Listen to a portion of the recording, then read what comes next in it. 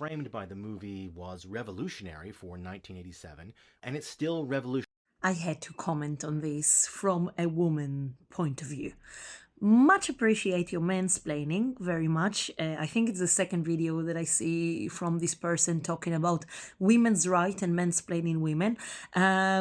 So some of the things that he said, yeah, I don't think wanting abortion is, or needing an abortion is revolutionary in the 21st century. I think it should be something that is kind of mainstream. In some countries that maybe people are a bit archaic, then it's revolutionary. But our body, our choice, which that is what the film is about.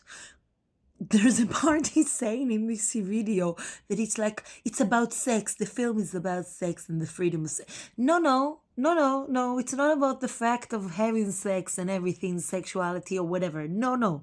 It's about the fact that when men do that, and when men are slutting around, pardon my language, I will need to probably beep that so I won't be blocked here, then it's absolutely fine and their future is not ruined. Whereas when a woman is doing that, then a lot of times she's being shamed for doing that. So that's what the film is about, that a woman is allowed to be as free with her body and her free with her sexuality, just as men are, and should not be shamed for that. Yes? Interesting thing, where I love that film. It's one of my favorite films since I was a child. I know every word, every song, every little detail about this film. And I watched it with my ex-boyfriend, well, when we were still together. And he's British, and is not like he's quite a liberated person. He believes in equality, obviously, or else we couldn't have got along. And when he saw the film, he got really angry.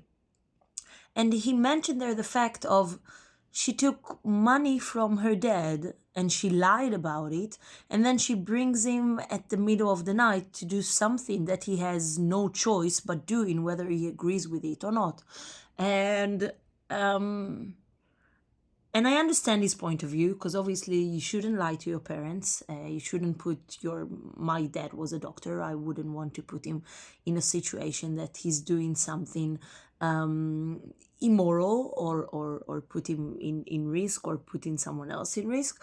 But the fact is that her dad supports her.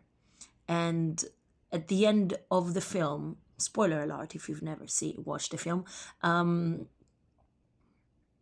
it's about her growing up and her dad, despite the fact that what she's doing and the way that she's starting to behave is kind of unlike the wants of her parents or the society and the expectations of the society in which she grew up in, he supports her. He supports her with how she grows up and what type of woman that she becomes, and allow her freedom in choosing the person that writes for her. And that's the main theme of the film. Not sex, not abortions. Abortion and the theme of the abortion is a tool to talk about women freedom of choice. Yes?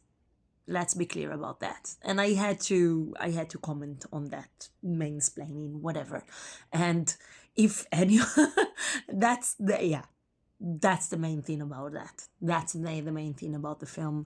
And that's why it's still relevant in the 21st century.